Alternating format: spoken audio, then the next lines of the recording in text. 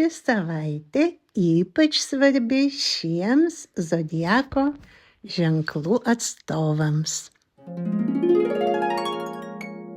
Naujus finansinius tikslus išsikelkite ožiaragio ženklu keliaujant Saulei, Marsui, Venerai ir Merkurijui.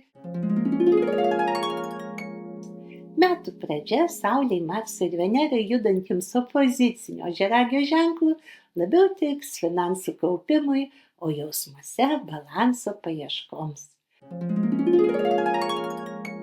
Metų pradžia Marsui, Saulei, Venerai ir Merkurijui keliaujant ožiaragio ženklu naujų finansinių planų kūrimai, didelių tikslų išsikėlimai, pribrendusiems karjeros pokyčiams, o kai kam ir naujos veiklos pradžiai.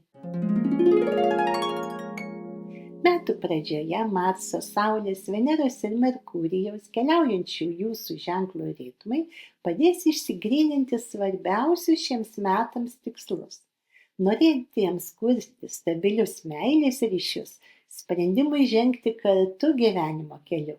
Ypač palankus laikotarpis jums iki sausio 17, kol Venera keliauja jūsų ženklu.